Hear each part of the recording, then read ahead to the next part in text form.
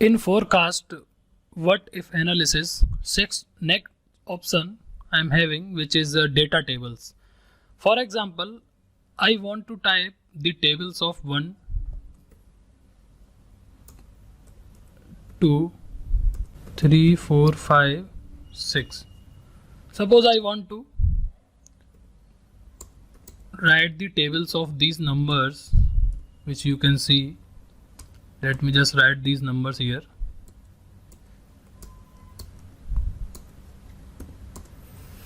What I want is, I want the tables of these numbers, like table of 1, table of 2, table of 3, 4, 5 and so on. Any number you want. How we can directly, for example, 2 1 ja 2, 2 2 ja 4, like this. How we can write these data tables in one go, just by using a simple one option. I write a 1 here and 1 here in next cell, and simply on this one, what I can do, I double click and equals to, select this asterisk sign by pressing the shift and 8 key, and then into this and click enter. You can see now I have selected this value as the multiplication of these two, and simply select this particular range in that you want the tables. I select this range and click on the data table. When you click, it is asking you the row input cell. I select this one, and in the column input I select the below and click OK. You can see now I am having my table of 2, 3, 4, 5, 6 and so on. Many you want, you can utilize the same with the help of this data table. So this is how you can get the tables.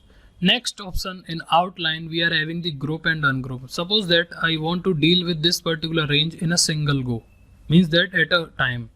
So just select this and make it as a group, a one group. So simply when I click on this group, you can see it is asking me, you want to group this data as a row group or a column group. Firstly, I'll select row and click OK. You can see I get this minus button here. When I click on this, it is hidden now, and click plus again. Now it is working as a group. Similarly, when I select this, and this time I want this to group as a column group and click OK, you will see I also get the minus sign here in columns too. So this is how you can group your data or a particular range in your workbook sheet. Next option I am having is ungroup. You want to ungroup your data. Click on this. Firstly, ungroup rows. I ungroup them, again ungroup, and this time columns. So my data is as it is as before. So this is how you can utilize these group option, ungroup and the data table. And last option I am having is subtotal. For example, this is my range.